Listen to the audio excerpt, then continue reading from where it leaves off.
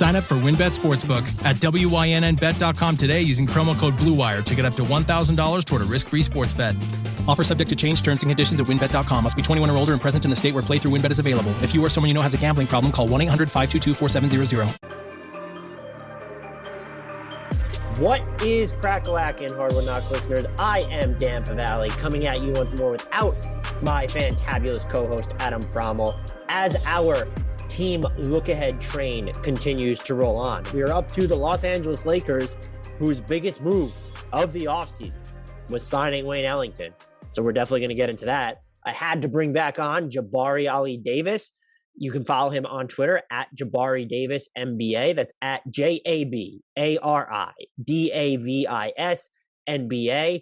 He is co-host of the Baseline and Never Meet Your Heroes podcast for 19 Media Group. Go ahead and give him a follow. Check out those podcasts at NBA Baseline for the Baseline, at NMYHpod.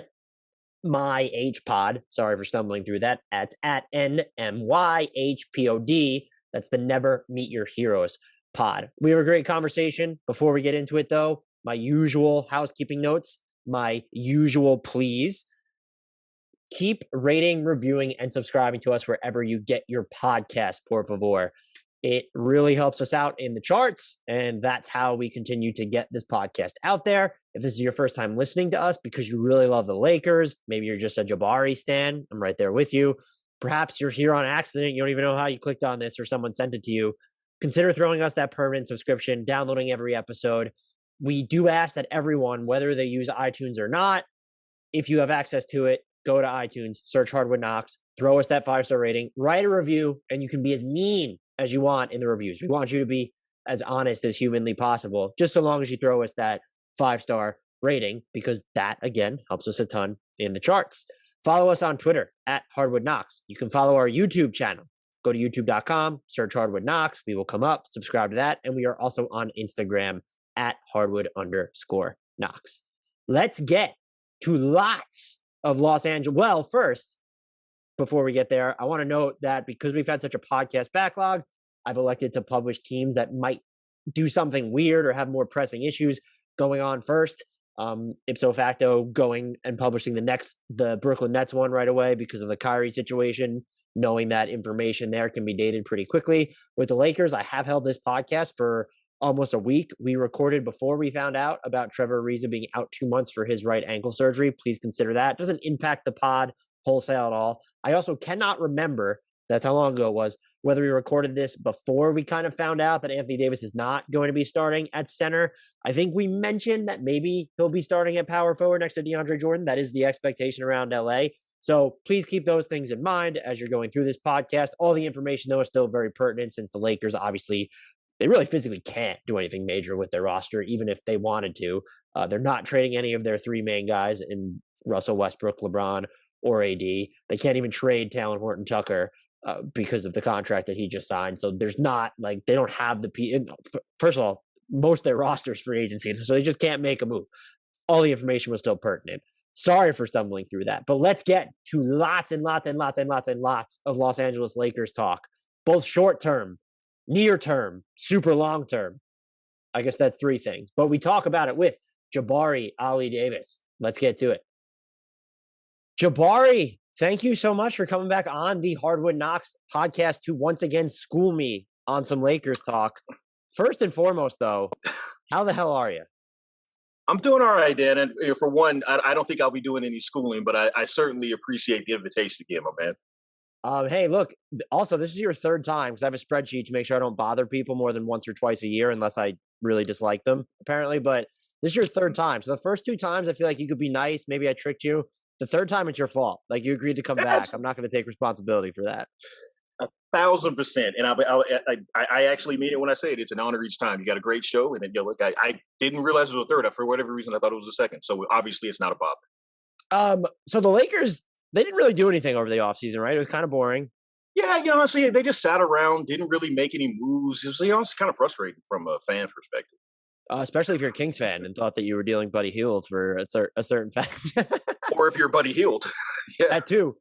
So what are your you have to start there. Like that might be, and obviously we've seen LeBron go to Miami with the big three, but this is like one of the most polarizing moves in recent memory because of we have all this evidence that Westbrook probably shouldn't play with the way the Lakers are built, like a guy like LeBron, and yet here they are. They made that move. So what are your thoughts on the Lakers, the decision that they made, which was essentially Russ over Buddy Hield or maybe whatever else was out there, and two, like what is the path to making this work? Basically, I'm not gonna lie and say that like I wasn't concerned at the start of this, especially since most of the signs that we had going into it, it was some combination of Buddy Hield and possibly DeMar DeRozan or things of that nature, and then all of a sudden, nope, Russ. So again, like I've always been a Russ fan. I've always appreciated him, but when asked in previous years if I wanted him on the Lakers, I would have just said like no, because I didn't necessarily love the fit. Where I ultimately landed, honestly, and was with the reality is that Russ is still what I consider a significant upgrade at the position over last year. Flaws and quirkiness of the fit and all, but beyond bringing what I honestly feel is exactly the motor that this team was lacking last year, especially when LeBron was not at full health or very specifically not in the game. Russ brings a presence that I think AD personally absolutely needs, and I'm here for that. In fact, honestly, adding Russ to this mix along with Rondo returning, obviously to a lesser extent, it all but guarantees that there's going to be at least one all-time playmaker on the court, with Anthony Davis. And I'll be honest with you, I think it's honestly going to lead up to like what I'm anticipating being a big-time bounce back. What's interesting with him is we've probably veered too far away in the Russell Westbrook discourse of, okay, this guy is really good at basketball still. It's just that we have so much evidence from OKC, from Houston, from Washington, that he plays a certain way. And I view him as most valuable on a team where he is the guy, or in situations where he is the guy and you've surrounded him with shooting.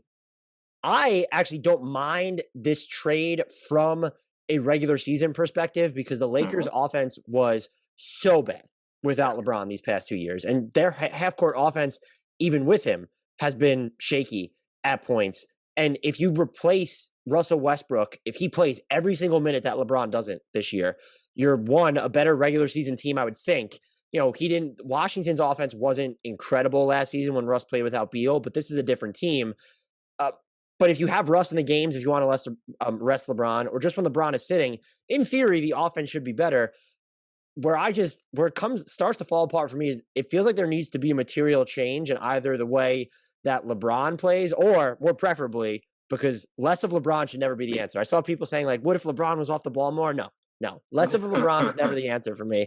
More preferably, unless we see Westbrook change, I get concerned about the playoffs part of it because they're going to have to play, 40 minutes together, 35 minutes together, whatever it is.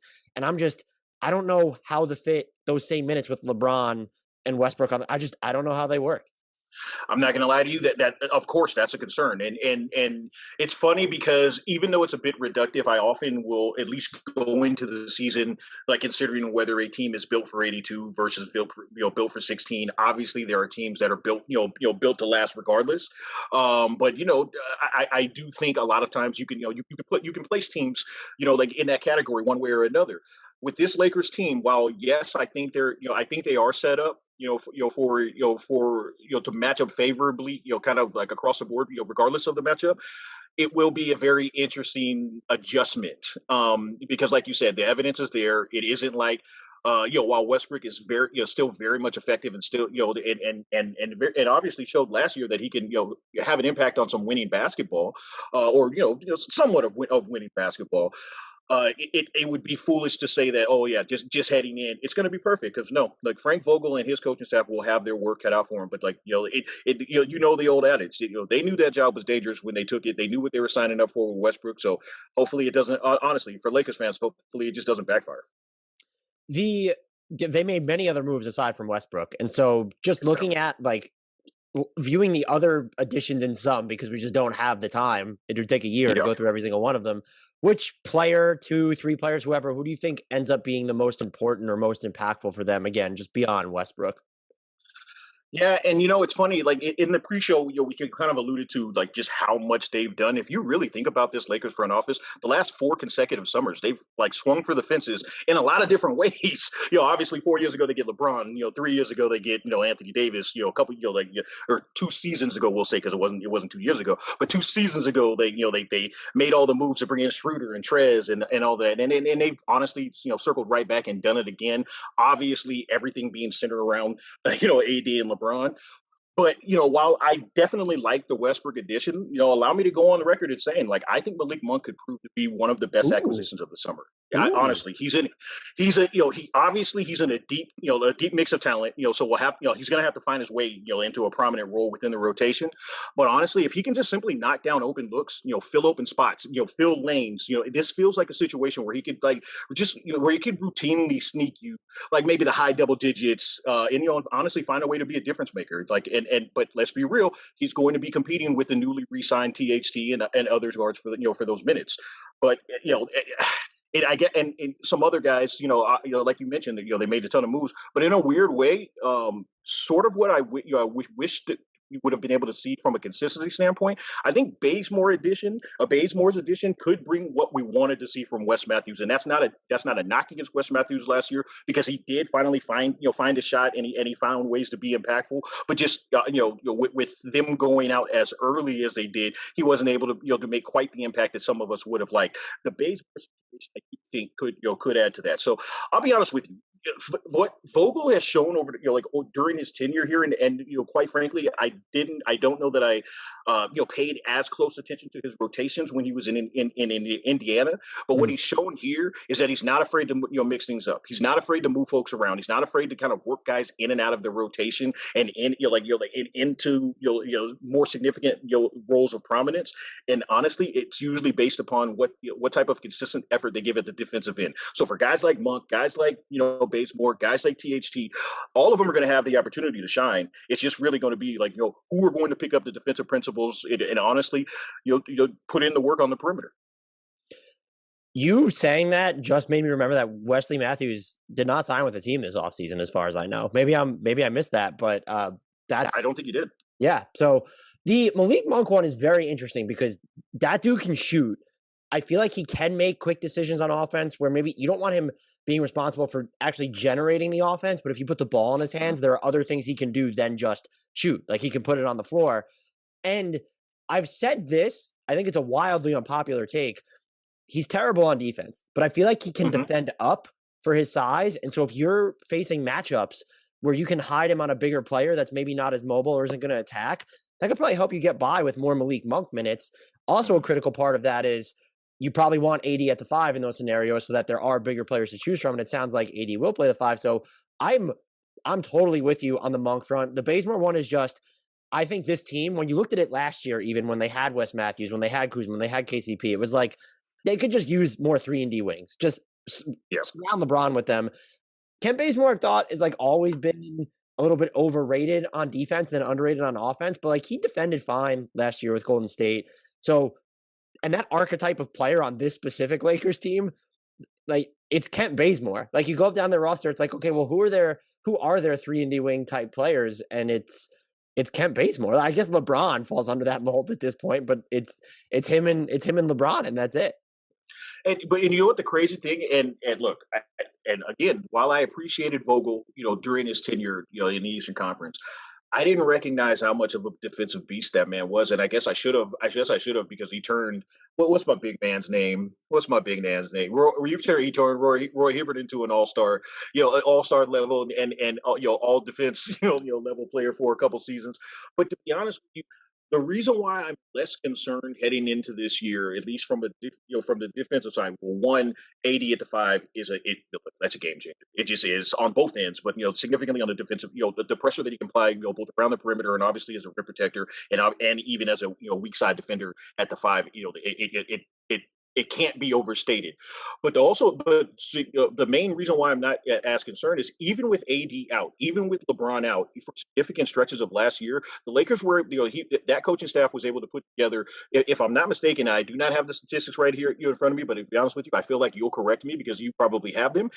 They were able to put together a top 3 to 5 defense for the bulk of last year, even with their main defenders out. So yeah. I feel pretty good about that side of the ball if everybody buys into the system.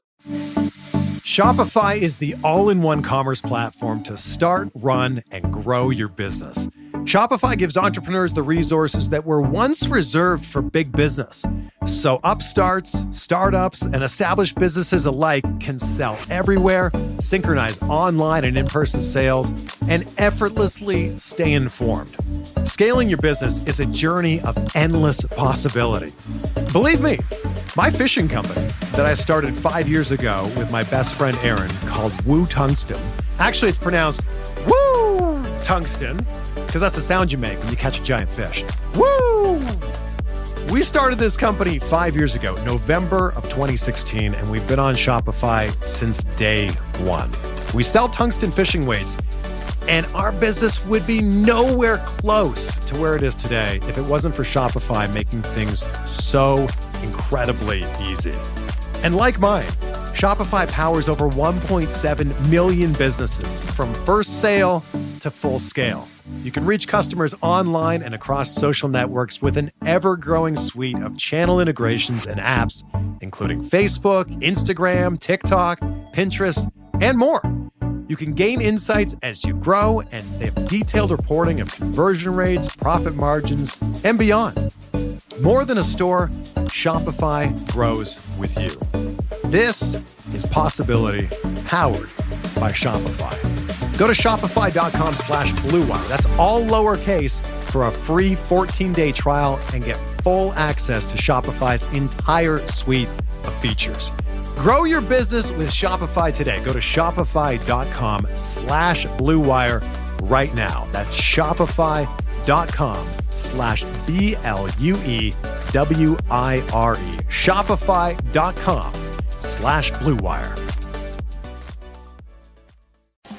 No team can afford to overpay for talent. Build a championship team with Indeed the smart way by only paying for quality candidates that meet your must-have requirements. Get started right now with a $75 sponsored job credit to upgrade your job post at Indeed.com/Blue Wire. When hiring gets hard, you need Indeed, the job site that makes hiring incredibly simple. Just attract, interview, and hire. In fact, with Indeed, you can do all of your hiring in one place, even interviewing. Get a $75 credit at Indeed.com/Blue Wire. Indeed knows how important it is to make the most of your recruiting hours and dollars. With Indeed, you can save time and money by setting your must-have qualifications and only paying for the quality candidates that meet them. Indeed.com/Blue Wire. Offer valid through October 31st. Terms and conditions apply. What's interesting about 80 at the 5 is, so I think at once it gives him a better defensive player of the year case, because I do feel like, and look, defense is hard to measure and I suck at it. So I want to make that clear. Like, I'm just not like this savant, but because Anthony Davis was doing so much and wasn't like this traditional rim deterrent because he was doing so much and playing more 4 in the red. Yeah, they closed with him at the 5. He played it in the playoffs, yada, yada, yada. But it took away, because his impact, it was harder to quantify, whether you're looking at like what was happening at the rim, not even just opponent field goal percentage, but maybe the frequency with which they were getting there, even just raw blocks sometimes. And so I think him playing center will probably end up boosting his defensive player of the year case, especially if the Lakers are still good on defense, because as you mentioned about Frank Vogel, he is a whiz, but like they are rolling the dice on Frank Vogel here a little bit, because you got rid of Kuzma, turned into the past 2 years a very solid defender. KCP, he's always been an up and down player, but I stand by the fact he was their third most important player during that title run in 2020. Yes. And he's also just handled a crap ton of really important defensive assignments. And, you replace them with Kent Bazemore, and I apologize for my Trevor Ariza erasure. I forgot about, he is a 3-and-D type. So they are banking a lot, I would say, on Frank Vogel and Anthony Davis. I do agree with you, though, with what you said about him at the 5. And I do think it sets him up, though, to my larger point of, if the Lakers are pretty good on defense, if they're even close to as good as they are last season and AD plays the 5, I bet you that he is one of the top 2 contenders for Defensive Player of the Year. I already went out on the limb and said I think he's going to finish 5 in Defensive Player of the Year as well as MVP this year. The show that I was on, they said, like, yeah, you say this every year, and maybe I do, but I genuinely believe that. I can see, and I can see top 3. Like, I think we're looking at that type of year from AD this year, specifically because, like I said, when you're playing, well, one, he's extra motivated, and I jokingly and somewhat flippantly said bullying works. These are human beings. These are folks that they see, they see the criticism, they hear the loudest of the critics, and it's understandable if it impacts them. That man went into the offseason, very much ready to get his body right, and by all accounts, from all reports, he has done that. So, like I said, this is not the Laker homer in me. I promise you, I genuinely think top 3 at worst, top 5 in both of those this year. The MVP one that's an interesting stance, because my initial reaction would be, how is he ever going to do enough on offense with LeBron and Russ there? But I'm wondering if Russ, and I have no answer to this, does that help AD get more pick and roll actions? I think that was something he kind of complained about with Dennis Schroeder there, or wasn't happy about. One lob connection all year. It will never make sense to me. I recognize they didn't play and like an inordinate amount of minutes together, because AD was in and out of the lineup, and then down the stretch, obviously Schroeder was, but one lob connection to what, even in the shape that he was in, even if he wasn't 100%, to what I consider probably top 3 lob threats that we've seen at least in the last 20 years. That's never going to make sense to me. You give him LeBron, back at full strength. You give him Russ, like you just mentioned, working pick and roll action. You honestly just find him on simple curls, finding him like on quick breakouts. I think the reason why he'll be in the conversations is because he's going to put up the efficiency numbers that are just ridiculous. I think the game is going to be significantly easier for Anthony Davis this year. I guess the one thing I would think that he needs to do on offense, and that is a little dependent, will he have this opportunity? If they're going to run more pick and roll, or if they're going to find ways to bring him around screens, or is like, he's still going to take outside shots, is my point. Yep. And those just need to fall at a higher clip. Not even just the threes, but like, I'm not saying he needs to be bubble AD, who was essentially Kevin Durant 2.0 with his efficiency from mid-range and beyond the arc. But I think those numbers are going to even with him at the 5, like his shooting becomes so important because he's going to play with Russ. And like, that's just a non-shooter right off the bat. Yeah, and agreed. And we as Lakers fans would be silly if we didn't acknowledge AD, like you said, it doesn't have to be bubble level, but it has to be better than it was last year. It has to be, make it honestly, even in between those levels would be okay. Obviously, close. The better, the better he shoots. To be honest with you, the more efficient the half court offense will be. And that's not anything groundbreaking, but they actually are going to need that from him. So honestly, look. I'm putting a lot of pressure on him. I'm sure he's putting a lot of pressure on himself. The Lakers, as an organization, have placed a lot of pressures on those shoulders, and we're going to see if he's going to be able to answer. And I think you made the most important point, though, is if he's going to be healthier and his body's in better shape. Like his rim frequency plummeted last year, especially towards the beginning of the season. And so if you have a healthier AD, just having that element. Then, and even I'm thinking now, the thing I didn't even mention with Russ to you is the Lakers were 6th in the frequency with which they reached the rim on offense, the percentage of their shots that came there. Now you're adding Russ to that and a healthy AD. It's like they better rank 1 or 2 in that category, I would think. Feels like it. Okay, so remember in 2020, they played bully ball a lot, but they also got out and ran a lot. Feels like we're headed for that. Feels like we're going to get a lot of attack at the rim, whether it's in the half court or in semi transition or actual transition. I think we're going to get a lot of that. Obviously, to be honest with you, I'll go a step further. It would shock me if they're not number 1 in the league this year, and especially in points in the paint. Yeah, look, they better be just at that point. And someone mentioned this to me too, that we're probably overthinking the shooting element of their team because look at how the Bucks just won, and they didn't play ugly, but they didn't shoot well from 3 during the playoffs. And I was like, that's a fantastic point. Where I sort of diverged from it, I was like, they still had 2 guys that could really create from the perimeter, and the Lakers had that in LeBron, and then Russ is like, no. Like he's like one of the least efficient jump shooters in the history of the NBA relative to his volume. So that's where I differentiate. But they still did win. They put a ton of pressure on the rim and on the paint. They worked their asses off on defense, and they didn't win playing like this widespread, aesthetically acceptable style of basketball. There were concessions, like Giannis playing off the ball a ton, but like that's like AD already does that. So maybe I still think the Lakers are going to be really good, but that point that person made to me got me thinking, like, maybe we really are just like putting too much sweat equity in thinking about how the Lakers are going to figure this out when the Bucks just won the title.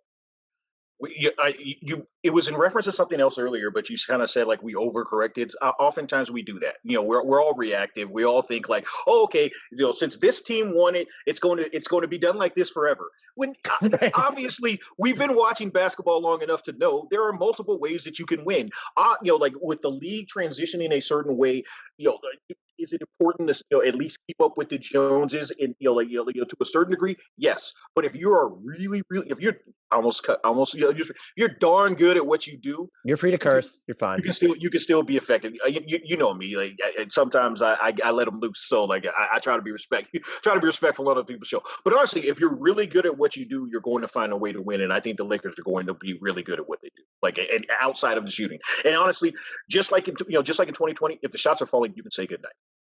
Yeah, imagine if Russ shoots like league average from mid-range or something. This team probably wins 80 games. And this is the thing. I've already seen people getting their hopes up. I've already seen people saying like, "Hey, Russ has been working." It's like, come on, guys. You think Russ wasn't working? Right. But to your point, if he can just be closer to league average, and quite frankly, if he's league average from the mid-range, again, line up the nets. Let's get to this. I can't wait because I know that we shouldn't do that because all types of things can take place. But we're all at least looking at that down the line. And it's even if he's not league average, if you have both LeBron and AD hitting their threes, and LeBron has been a really good or pretty good at least 3-point shooter for more than a half decade now. So if AD is like a real 3-point threat that you have to guard, then it's not as important that Russell Westbrook hits jumpers because those pathways to the basket, like you can still cobble together like between Melo, Ariza, Bazemore, like there's guys who can hit a three, so you can continue to do 4 out around Russ. Speaking of Melo, I think maybe the biggest concern that the Lakers should have is they signed a lot or added a lot of guys that are going to expect to play. You look at the big names when it's Dwight Howard, Melo, DeAndre Jordan, but also like Kendrick Nunn, he didn't get the minimum. They signed like he got more than the minimum from them, so he's probably expecting to play. Who do you think is most likely when you're looking at their roster to be disappointed in their role because you see them maybe getting squeezed by minutes, just given how this team is built right now? So this could come back to bite me in the behind because, of course, NBA teams have done stranger things. But the first name that jumps out to me is DJ. Truth of the matter is, I think everybody that signed on had to at least understand, hey, look, I'm joining a mix like this, and at least has that like mindset going in. I could see DJ, like I'll put it like this. I could see DJ starting at the 5, certain games. I could see him being like worked in, but ultimately, to be honest with you, you're better off with AD at the 5. And if honestly, if Dwight can recapture any part of what he did for these Lakers, and quite frankly, I think he can, just 2 seasons ago, you're better off with him at the, as your secondary. So of all the names, while yes, I think the coaching staff will find a way to work guys in, I think Rondo and DJ may be on the back end of the rotation, and for good reason. They're more of the break glass in case of emergency type players for this. I would argue at this point, with all due respect, that you're probably better off with Melo at the 5 than DeAndre Jordan at the 5. I'm just so far out on DeAndre Jordan, and I'm wondering if for Dwight Howard, I know Russ is here, but I'm assuming they'll probably play a lot of AD Russ minutes without LeBron, and so LeBron will have another big when he plays without those two. Dwight Howard doesn't have to play with Ben Simmons anymore, and the Sixers trying to make that duo happen too many times last year. Like that wasn't for Dwight, so this must be a better setup. I was more curious about, and I agree with you on Rondo too. That's the one that was like, I was not surprised that they signed him, but I was like, I think Kendrick Nunn and Malik Monk bring more of the elements what the offense need if you have Russ and LeBron than a Rondo does right now. One of the things that's actually surprised me, Frank Vogel straight out addressed this if it was either the beginning of camp or the Rondo's introductory press conference. At some point over the last few weeks, Frank Vogel straight out said he's not going to come in playing very much, and he knows that. And I'll be like, even though that's an obvious one, it still surprised me because to your point, leading into this question, guys are signing new teams, even if they know the situation, they still want to. A competitor is going to want to be competitive, and is going to want to contribute. But ultimately, yeah, I think it's going to be the Rondo situation. Because to your point, they're going to have those younger guys. Honestly, just as simple as this, eat up minutes, especially during the regular season, and probably leading into the postseason. So those are the older and less impactful guys are going to have to kind of take a side seat. I can't partake in the Lakers are old jokes. Ever since I turned 30, I'm like, the Lakers average age of the roster is like 31. It's like, like, how am I supposed to make fun of that at this point? Dan, you're talking to a guy that's 42. I'm in my James Worthy year. So like all of these jokes hurt me. I'm like, hey, but excuse me, but I'm over a decade beyond that. But the truth of the matter is this: they've got collective age, but I don't expect the 35 and ups to average 35 and up throughout the season. I think that they have done a good enough job, and like I said, whether it's with Monk and Nunn. Let's not forget, AD is not an old man. Body concerns aside, I think they have enough to kind of mitigate some of the older guys going in and out of the lineup and in and out of the rotation. And I think that's what it's going to be. That's 100%. Like they just have. There's not. Maybe they're not the cleanest fits alongside one another, but when you look at their depth chart, like they're essentially at least 3 deep at every position because LeBron can play point guard or whatever you want to consider him. So. Mm-hmm. The age thing doesn't even worry me. I think the player that I'm inherently just fascinated with was Melo signing here because it's Melo. It will be it's not a story anymore if Rondo or Dwight Howard or DeAndre Jordan doesn't play. If Melo's role gets curtailed, it's still a story. I'm less worried about it being a thing. If AD's going to play more 5, I think that naturally opens up minutes for more Melo at the 4. And he's shown Portland let him do his thing. Like there was jab step Melo, there was post up Melo, there was ISO Melo. But he was hitting a lot of catch and shoot threes. I do wonder if he's going to have to lean more into that with the Lakers just because they have Russ and LeBron, which is different from having like CJ and Dame, even though that's still 2 scores for 2 scores. Like now AD is in there too. So I'm curious to see what his offensive usage looks like on this squad. You make an excellent point, and let me just say, Melo's going to play. They're playing Melo, unless it just goes off the rails and he's just completely lost it. I don't think of all the names, he's the one that doesn't sign unless he's certain right. that he's going to play. And that's not a knock against him. I think he can still be effective, and he can certainly still get buckets. So I understand that mindset. I look at it as. I anticipate a lot of catch and shoot, three, especially corner situations or secondary transition type situations for him if he's on the court with especially if he's on the court with AD and LeBron or if he shares minutes with them. But if those guys go off and we're in the back, the beginning of the second or even midway through the second quarter and even stretches midway through the third quarter, I can see Melo getting some Melo time, and everybody that's listening knows exactly what that means. I can absolutely see Melo getting some Melo time. It might not be a regular thing, but there will be stretches over the course of the season where he may give you a 12-point third quarter, and I'm absolutely look, I don't care. I'm here for it. I'm just going to celebrate all of this and try my best not to go crazy on the nights where everybody's flipping out because they had one bad game or like they lost back-to-back games. Yeah, and look, I'm a numbers guy. Sometimes I feel like we overthink it to the point of Melo just averaged 13 plus points per game, shot better than 40% from 3. You can quibble about, well, why were they playing him in crunch time over Derrick Jones Jr. or whatever? That's not Melo's fault. Like if you have someone who's just going to shoot 40 plus % on fairly high volume from 3, that is valuable in today's NBA. Yeah, like, and that's the thing when it comes to like the overcorrection or just like oversimplification of of the basketball conversation. We do this, and there are certain people that they decided 5 years ago Melo was done, and they right. and there are people that like will hold on to the what I said he was done back then, so like I at least have to hedge my bet. Man, just celebrate basketball, man. Celebrate how great this league has been. Now, look, is it perfect? No. Am I a this league guy? No. But it's still my greatest source of entertainment. And for those, and honestly, for the masses out there, sometimes it's like, let go of the petty stuff and just celebrate that you got an all-time great scorer on in the mix with this team. And you mentioned the corner threes, which is something I didn't even think of. Melo shot 44% basically from the corners last year. LeBron obviously had the injury. So the year before, LeBron was second in the league in corner three-point assist thrown. Didn't have a ton of shooters on that team either. And I would expect the Lakers, they were top 10 in corner three-point frequency last year. I'd expect that number to go up with Russ there. I don't think Russ is like the best passer, but like people still react to his drives. So like those are going to open. Melo was like, I think he'll have games where maybe he plays fewer minutes with the Lakers than he did the Blazers and still averages more points because so many of his buckets are just coming within the flow and from beyond the arc.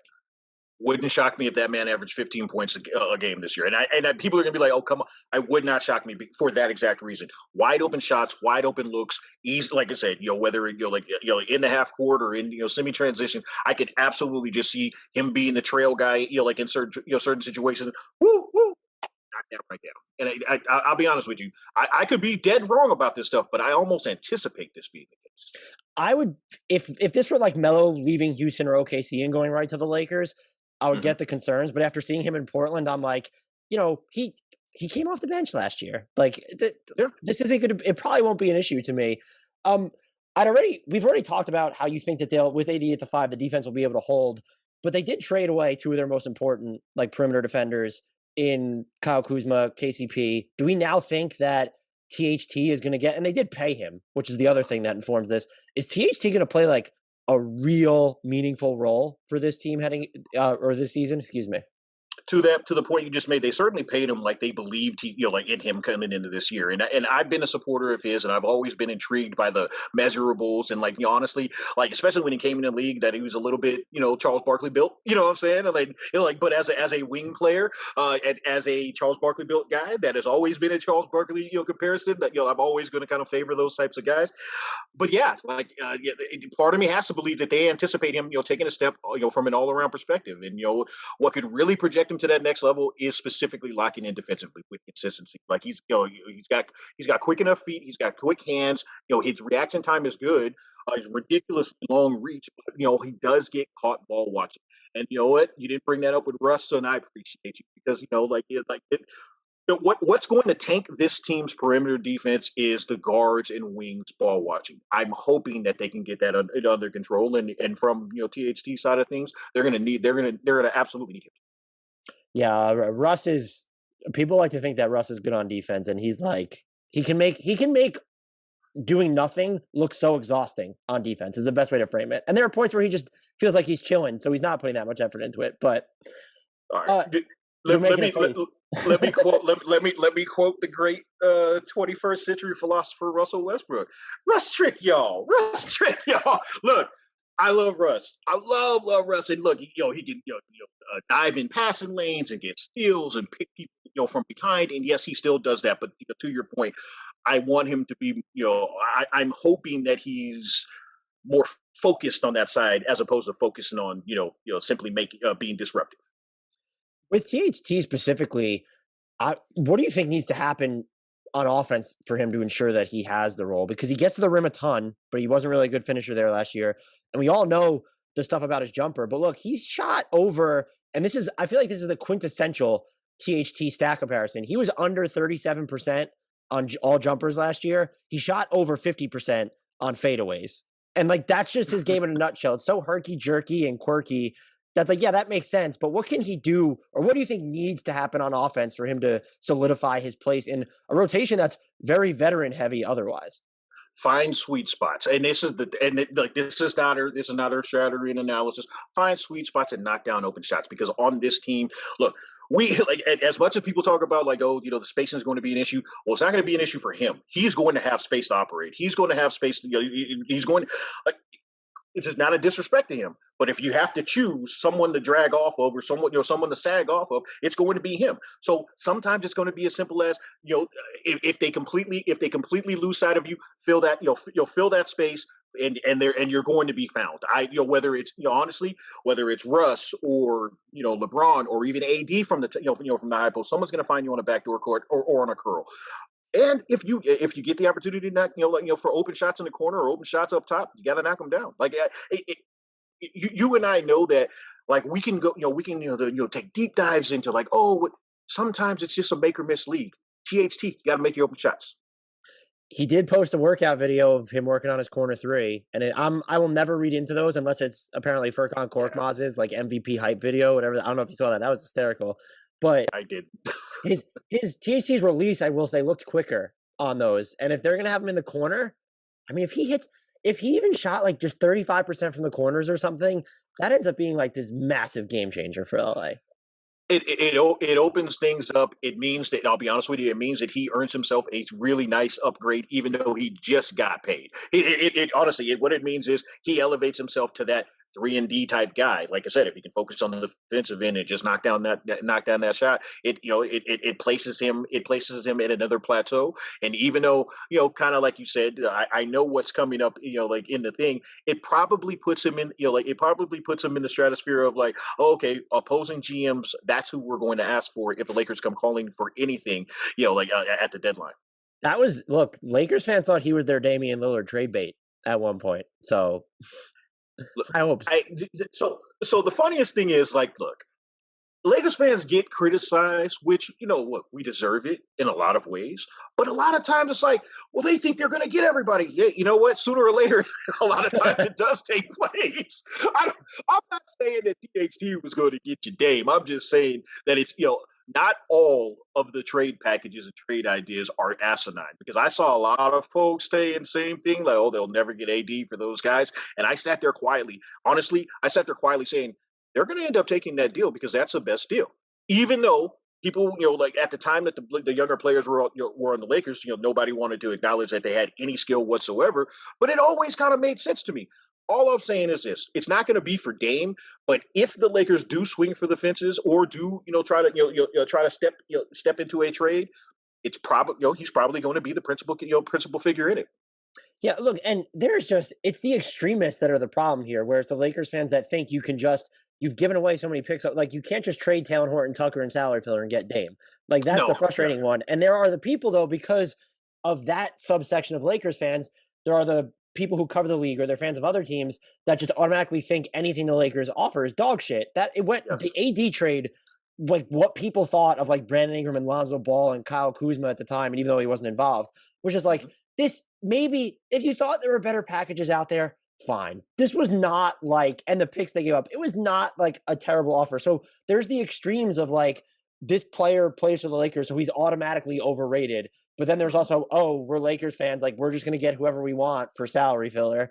The middle ground, the Russell Westbrook was the middle ground too. The people who thought that the Lakers didn't have the ammo to pull off a blockbuster move, like that was always too far towards the extreme. It's like, no, they're not going to get Dame, but they have salaries. They have guys who are solid. And we've seen this a few times now where there are certain teams that don't want to pay the older stars. So if the Lakers are willing to pay the older stars, like, yeah, they gave up value for Russ, but like the idea that they couldn't do anything, that was overblown. But the idea that they can do everything is also overblown. Of course. And you're going to get that. Look, anytime you have an organization that's been as successful as the Lakers have over the years, and as I've already acknowledged to you, I grew up, I'm a man in my 40s. I grew up watching Showtime as a child. I grew up watching Showtime basketball. As a young adult, I was, I was blessed with the Shaq and Kobe years, and obviously, and so on and so on. But anytime you have that, there's going to be both unrealistic expectations and unrealistic criticisms. This is the fun place to be. I love the extreme when you're overrating your own team, just how good they're going to be. As a fan, I respect it. I'm very team middle ground when it comes to trade talks. Like, I don't want to hear like, well, if this guy just says he wants to go to the Lakers, they could only trade a 2nd round pick and salary filler, and they're going to get, the second coming of Michael Jordan or something. But I also think people are too hard on like basketball is supposed to be fun. It's for the fans. Not everyone needs to be like nerdy about it. So this is to say, I don't despise Lakers fans. I can appreciate that. Look, let me just say it like this. There's assholes in every single fan base. It just so happens that the Lakers fan base is huge. So the assholes are going to be, projected even more. Yeah, that's the best way to put it.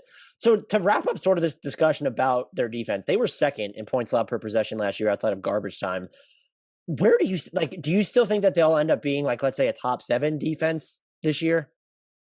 Yeah, and I kind of alluded to it earlier. Honestly, I think the difference maker is AD at the 5. Like it is that much of a difference maker. And And I won't lie, I am leaning upon some faith in Vogel, so, the same faith in Vogel that that you mentioned. So is the front office. Yeah, exactly. It's the same. That same exact belief. But like I said, I saw him do it last year, and quite frankly, it felt like it was like tricks and like in mirrors and everything. But they found a way. I feel like they're going to find a way this year. Do you worry about the argument of will AD be able to hold up if he's playing the 5 that long, or like me, do you fall into the camp? We always ask if AD can hold up, period, at this point. So I don't care. Just put him into 5. Exactly. Like, look, if his body holds up, incredible. But it's not like it didn't hold up because he was put at the 5, because he's had issues at the 4. Like, look, like I said, his body looks great. He seems to be in a good headspace. All reports are that he's locked in and ready to go. But once you roll the ball out, we'll see. Like at the very, but to your point that you made a little bit earlier, being 2 to 3 deep at every position is a nice luxury. And if you have to slide him out for a little while, or he gets dinged up, and you have to kind of match up, match him up against less physically imposing guys, you can do that. Long as he's ready for the postseason, that's really all that matters with this group. And I didn't put this in the outline that I sent you because you just made me think of it. Do you expect them to is there going to be a maintenance program for LeBron? I feel like we ask this every year, and there's something different.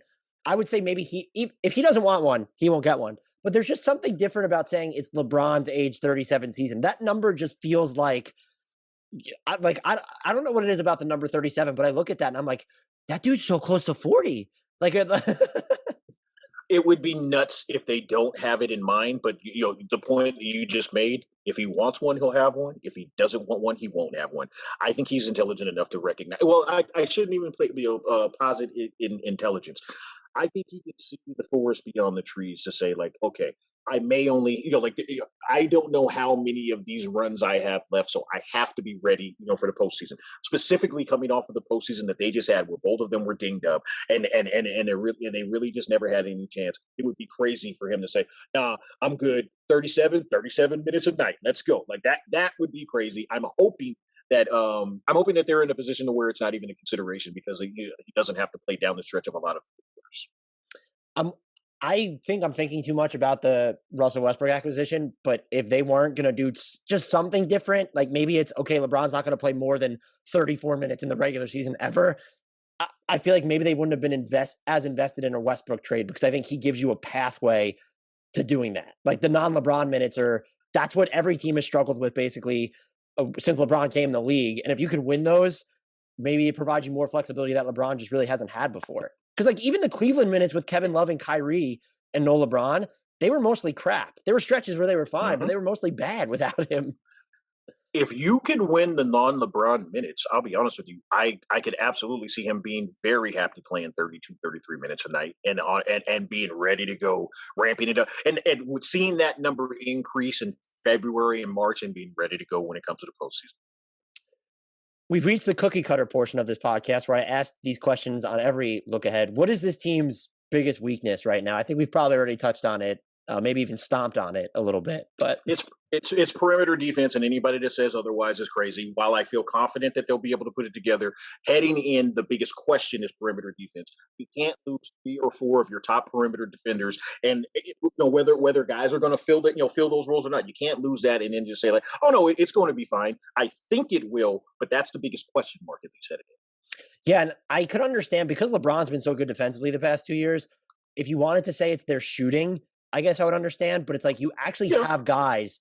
Whether you play them is a different story, but you have guys in Monk, in Nunn, in Melo, in Wayne Bazemore. Ellington. They can hit the threes, yeah. So I would agree with you there. And it's definitely, if it's not the weakness, it is the biggest question. Just like, what is this perimeter defense going to look like?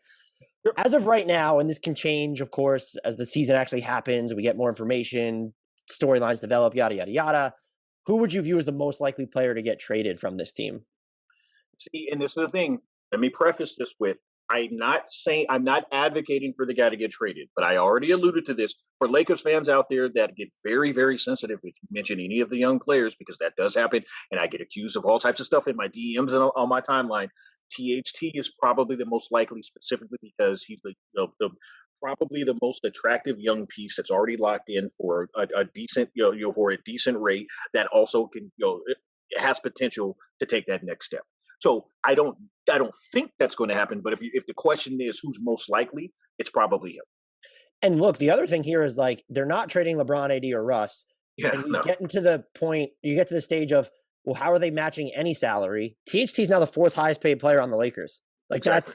so I look at him and Kendrick Nunn, and I'm like, that's $15 million in salary together. Like if you wanted to aggregate it to get a more expensive player, it's one of those two to me. Maybe the Lakers don't make any moves. Like maybe they're so good or they just don't feel the rush. But if they decide to take a swing, it's gonna be Talen Horton-Tucker. Like there's not even another possible answer here. Exactly. And even though I prefaced it with all of that and we're explaining this, there's going to be people saying, these assholes are talking about trade. We don't want it to happen. I'm not saying that. I'm just saying that, to your point, it's the only one that makes sense, or the one that makes the most sense. Now, the Lakers, as we just mentioned, are now clearly limited in the type of trade assets they could offer. Knowing the weaknesses on this team or what they could need, though, are there any players that you envision who could become available that you would like to see them make a run at on the market? I don't have a specific player, but I will say, kind of addressing what we just alluded to, whether it's more shooting or a bigger wing that can defend. One of those two types of players would be the ones that I would imagine them looking for in a second half run. I have a name. I don't know what it would take to get him, but he's cheap to where that you don't give up even Talen Horton-Tucker. Daniel House, if he's healthy, someone who could defend. Like they even played him at the 5 way back when in Houston, and he has shot threes better in the past. That's not. This is to say, like people probably want, the Lakers need to go and get like another star or something.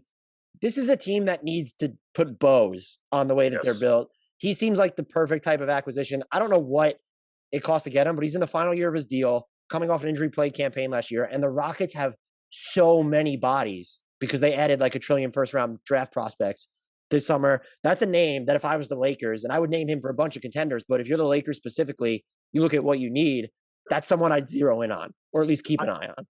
So I didn't have him in mind, but the point that you just made, if it's not the Lakers, someone's going to come calling for a guy that a guy that's versatile, versatile like that. That's a really good point. It would, and no disrespect, Houston, but you don't need him. with where you're going, you don't need him. Well, yeah, exactly. I mean, 100. If they keep him, I wouldn't understand why. Like he's not coming back. Like yeah, exactly. So and I think with the Lakers, probably more so than most teams, they'll change their crunch time lineup based on matchups. But what do you think will wind up being their most effective or most used crunch time unit? It could go a lot of different routes, but I think it's going to be 80 at the 5. You're going to get a combination of 80 and LeBron up top. Probably Melo in a lot of cases. Russ at the 5, at the 1, and in the notes here I've got insert player because it's whomever is rolling. That we already have the blueprint for this. They've done it the last 2 years, especially in the regular season. That this coaching staff has no problem with going with whoever is rolling, or has a matchup advantage, or has significant advantages. From a matchup perspective. So I think it's going to look like that. Whether that's Monk or Nunn at a given night, Wayne Ellington, like if he's really got it going. Really any of them across the board, could serve that role. Yeah, I think there's 3 givens with LeBron, Russ, and AD. And if Russ isn't a given in the closing unit, we're gonna have a lot of content this season. If he's not in, yes. And I'm if it is gonna be Melo as like the most likely 4th, I'm wondering if they might play bigger, or at that point, I wonder if we need to play Kent Bazemore or Trevor Ariza just to have someone else other than LeBron who could defend wings in that crunch time unit, because Monk's not going to do that. Is there, and it doesn't really, starting 5s don't really matter anymore, but do you have any sense of what the starting 5 is going to be then? Like we know AD, LeBron, and Russ. How are they going to fill out those final 2 spots? It from the report that I heard, it kind of is a camp battle between guys like THT and Monk and and Bazemore and those guys. Like I have no way of honestly of knowing. I think I'll put it like this. I want it to be THT, but I think it's going to end up being Monk. I would probably go Monk and Bazemore as the final 2. THT and Russ on the court at the same time. That is yeah. Let me add this caveat. If his shot has fallen, I want it to be THT. Because yes, what you were just going to say, yes, 100%. Yeah, if either of those dudes just hitting threes, a bunch of threes, then you feel free to play them together as much as you want. Is there a weird, oddball, quirky, out of left field lineup that you want Frank Vogel to roll out just to try, just to see what happens? I do have one, and here we are, and people are like, "What the?" Okay, AD, LeBron. Yes, I still want my THT at the 3. Monk and Russ. Look, it's quirky, but it's really fun. They can both get up and down the court, and they can bully ball you in a half court setting. Especially, this is the big caveat: if THT continues to improve as a deep threat. It wouldn't shock me if we actually saw this lineup at some point, because, like I said, like one of the things that I kind of like about them, even though initially I was a little bit off put by it, is that they're not afraid to, they're not afraid to they're not challenge, not afraid to test the waters. So the one, and I'll preface it with this: the Lakers actually aren't built to get too weird. Like their roster makes too much sense when you like there's no point in playing a small ball unit because AD's a center and like he should be in whatever lineup you want on the court. So mine was Anthony Davis, LeBron, THT, and then I had Monk and Ellington in the sense of LeBron and THT, those are your ball handlers, and just try and surround that lineup with as much shooting as possible and see where it goes. It's not weird, but I think it's one that most people wouldn't expect to try because you would probably want a Rondo, maybe even a Nunn or a Russell Westbrook, like another type of playmaker on the court next to LeBron. As weird as this is going to sound, while yes, I could see that being like a down the stretch situation, depending upon what the situation is with Russ. I could see that being kind of their a lineup that they specifically try after that first round of substitutions, like in the first quarter type round. I would love to see them explore that like in their first quarter type situations. You just made my day then. The fact that you think that that's a realistic lineup for them to try. You never know. As we record this, they're over-under for the win total set at 53.5. Are you taking the over or the under on that? And where do you expect them to finish in a larger landscape of the Western Conference? That number seems honestly pretty close to where I landed on them. I'm anticipating within the 52 to 55 range, for them, and especially if they're relatively healthy for a bulk of the year. I think they're going to end up as a top 3 seed, either 1, 2, or 3, depending upon how things shape up. But ultimately, if they're healthy going into the postseason, I expect to see them in the conference finals and beyond. I'm still pretty bullish on them. I have taken way too many overs throughout this process. I'm going to have to go and correct some. This felt like an easy over for me because in my mind, the whole idea of Westbrook is that even if LeBron is going to miss games, this is just a team that I think should still be incredible during the regular season. When we get to the postseason, we'll have a sample size to figure out whether it's a concern or not. I would think every year there's a team that's going to win like 58 or 60 games. You could throw Milwaukee or Brooklyn in there. It's the Lakers as the third option of the team to do that. And so this was more so than I thought. It was a very easy over pick for me. Yeah, and it's funny because when we did our Western Conference preview for Baseline, I think I definitely said over, and I got accused of like, oh, okay. It's like, guys, if you don't think that this maybe I'm just not seeing it, but I look at this this group of this group, and I'm like, yeah, that's a 55 win team. And that's where people are making fun of the age, but as we've talked about their depth a bunch, that's where it could help you is. If LeBron needs to miss time, or even if like AD misses time, or if anyone misses time, like, okay, Melo can still, you said maybe he'll have a game of Melo time where he's just actually really good. And the other thing is they dealt with a ton of injuries last year and still won 58.3% of their games. It's not like a huge leap from there to get to 54 wins. Yeah, it's not at all. Look, barring anything catastrophic, I would be stunned if they don't win right around 50, 54, 55. Is there, and so the larger Western Conference picture, I think you could probably name 6 to 8 teams that might be interchangeable. At this point, you could tell me anyone finishes first, and I'd probably believe you. But if you told me the Lakers finished first, I'd believe you. If you told me knowing that the Jazz, the Suns, the Nuggets, the Clippers, the Mavericks, the Blazers, the Warriors, those 7 teams exist, I think the Lakers' floor is 5th because there's not. Jamal Murray is not in Denver for most of the season. We don't know what's going to happen with Kawhi in LA. The Blazers can always be weird. What about the Warriors?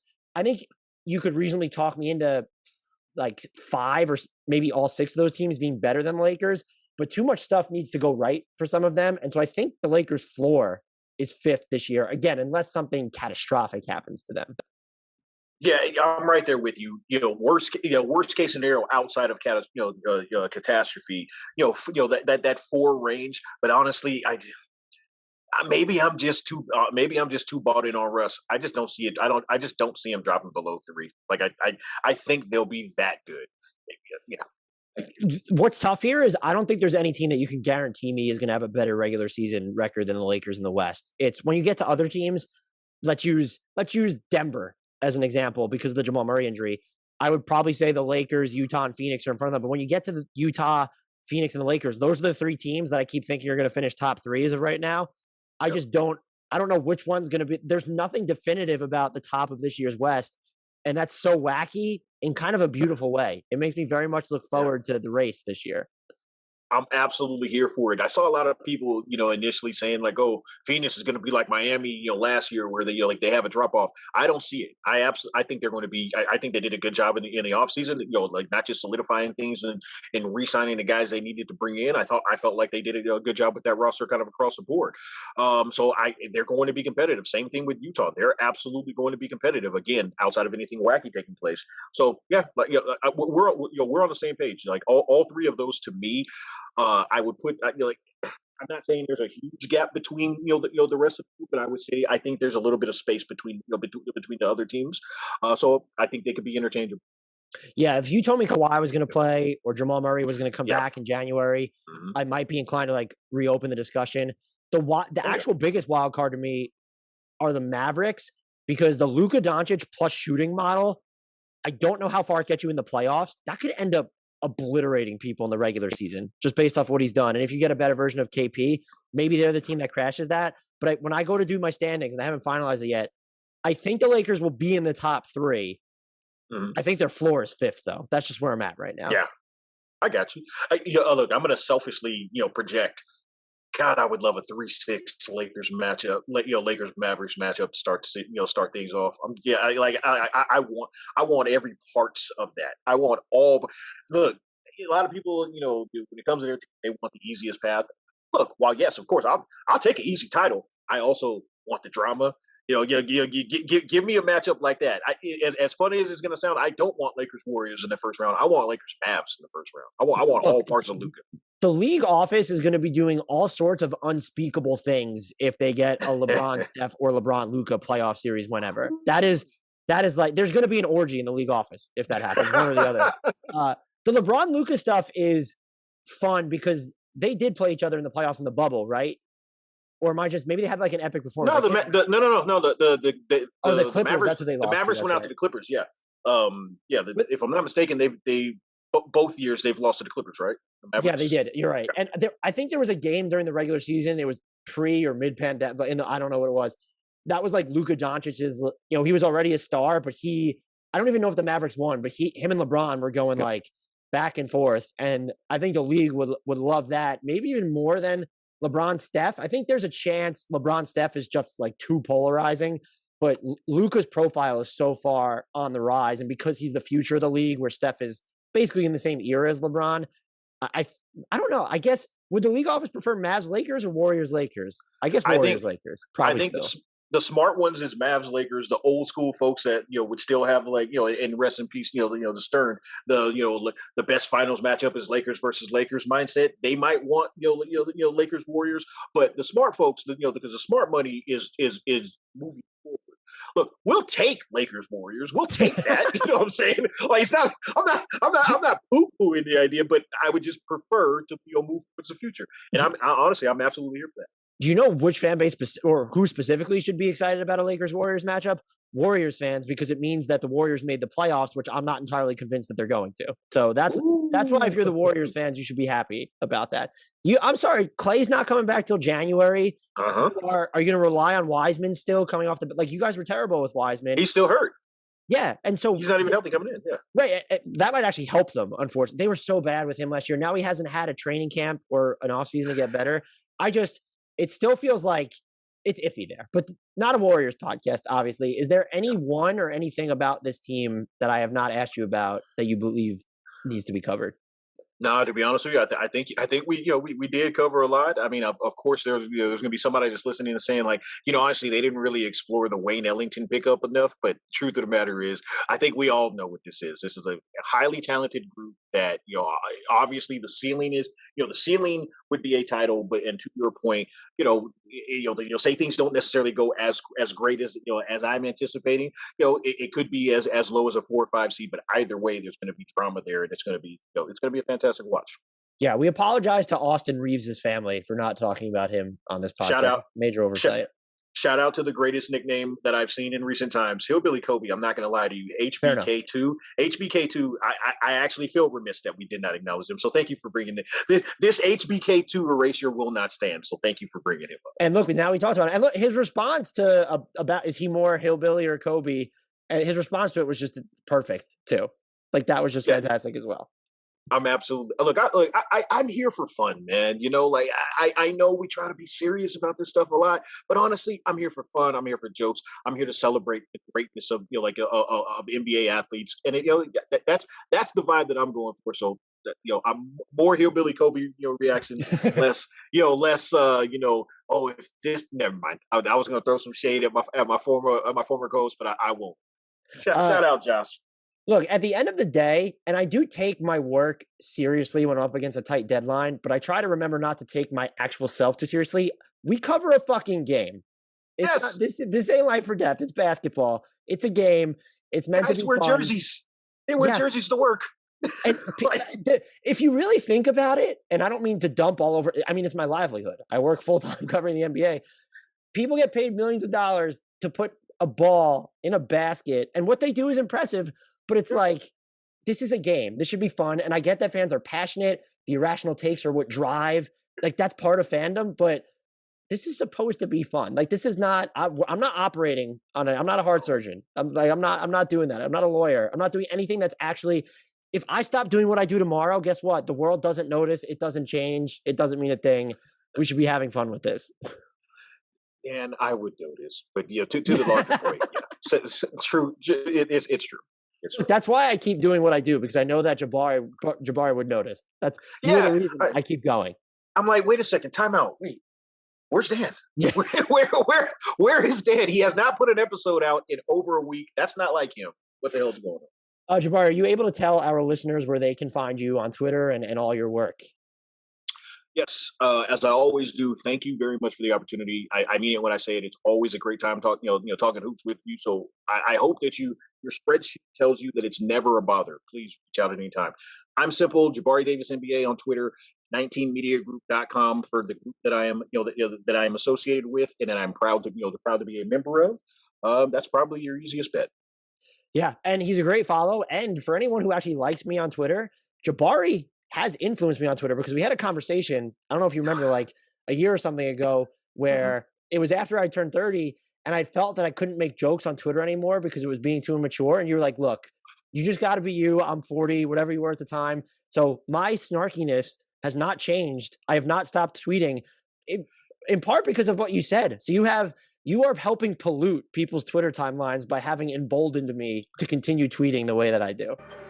Let me just say it like this: while we all may think that we are, makeshift athletes, and we're going to be, the truth is this: athletes, they have to retire. Comedians don't. So we can keep getting these jokes off regardless, and regardless of whether someone sees us as comedians or not, there's someone that laughs. So we are comedians.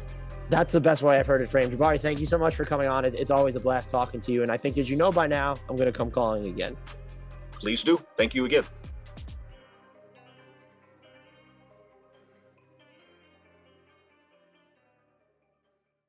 Sign up for WynnBET Sportsbook at WYNNBet.com today using promo code BlueWire to get up to $1,000 toward a risk-free sports bet.